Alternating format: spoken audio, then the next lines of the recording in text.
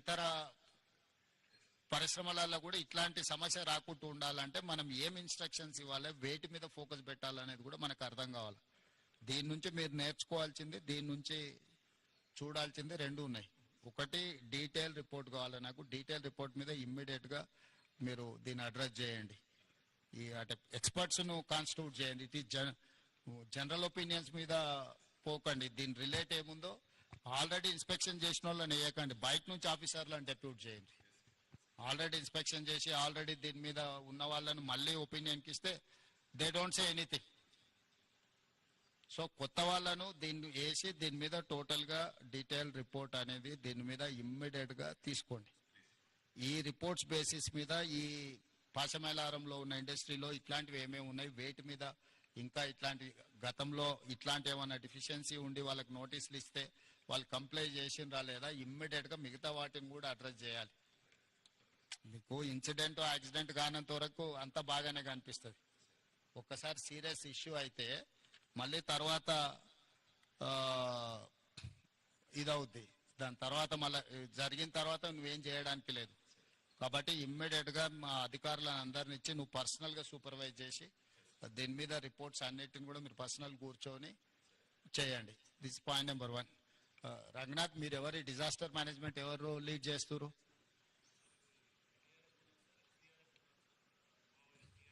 Okay. Aravind, who is looking after all these issues?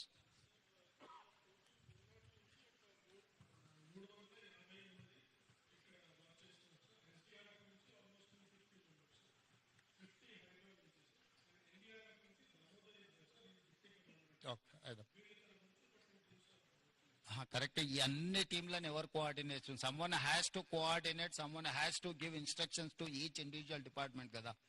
అంటే ఇప్పుడు వాళ్ళ వర్టికల్ వాళ్ళు పనిచేసి వీళ్ళ వర్టికల్ వీళ్ళు పనిచేస్తే కోఆర్డినేషన్ ప్రాబ్లం వస్తే it will become an another problem.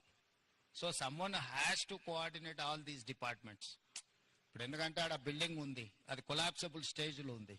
ఒకరు ఒకవైపు నుంచి వస్తుంటే ఇంకోరు అటో ఇటో పోతే అది మొత్తాన్ని కొలాప్స్ అయింది అనుకో, ఇంకేదన్నా జరిగింది అనుకోద్దాం. ఫస్ట్ లొకేషన్ ఫ్రీజ్ చేసి సీజ్ చేసి ఆ లొకేషన్లో ఎట్లా యాక్టివిటీ చేయాలనే దాన్ని కూడా మీకు ఒక యాక్షన్ ప్లాన్ ఉండాలి. ఇప్పుడు బాడీస్ను ఫైండ్ అవుట్ చేయడం ఒక ప్రాబ్లం, బాడీస్ ఏదైతే అన్రికగ్నైజ్డ్ అదర్వైజ్ అసలు అన్నోటీస్డ్ బాడీస్ని ట్రేస్ చేయడం రెండో ప్రాబ్లం. మూడవది ఇప్పుడు ఆ కొలాప్సబుల్ కండిషన్స్లో ఉన్న స్ట్రక్చర్స్ని ఫర్దర్ యాక్సిడెంట్ జరగకుండా దాన్ని ఎట్లా రిమూవ్ చేయాలనేది మూడో ఇష్యూ. సో ఈ అన్ని డిపార్ట్మెంట్ను కోఆర్డినేట్ చేయాలంటే you should have some mechanism to handle. ఇప్పుడు టుడే టుమారో అటెన్షన్ అంతూ ఉంటుంది, 2 రోజుల తర్వాత ఈ అటెన్షన్ లేకపోతే మళ్ళీ ఇంకేదో యాక్సిడెంట్ జరిగింది అనుకో, ఎక్స్టెన్షన్ ఆఫ్ దిస్ యాక్సిడెంట్, అది ప్రాబ్లం అవుద్ది. కాబట్టి నువ్వు ఇమ్మీడియట్గా దానికోసం మీరు స్పెసిఫిక్ రోల్ క్లారిటీ ఇచ్చుకుంటూ మీరు ఆఫీసర్స్ని డెప్యూట్ చేయండి. సెకండ్ థింగ్, ఆ కంపెనీ రిలేట్ వాళ్ళని కూడా ఎవరు అకౌంటబుల్ పర్సన్ ఉందో వాళ్ళందరినీ కూడా లైన్అప్ చేయండి. ఈ రోజు జేకబ్ ఉంటాడు, Jacob will go tomorrow for Kerala or any some other place. They have some factory in Gujarat. If tomorrow is going to fly to Gujarat, who has to take care of this? Someone has to take care. Someone has to take a decision on the spot. Now the issue is that compensation. Who has to take a final decision? So government किससे बात करना, कौन किससे negotiate करना, how to conclude, how to negotiate. We should have some action plan from our side and from their side. Jacob, have you decided anything to this compensation? What is your action plan for that? You tell me, that's okay. What is your this thing?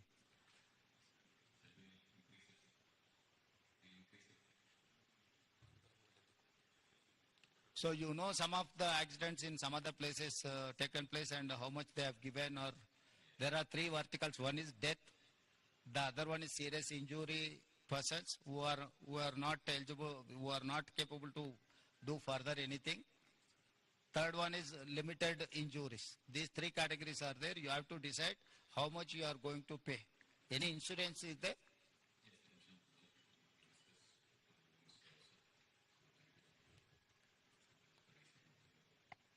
So this is the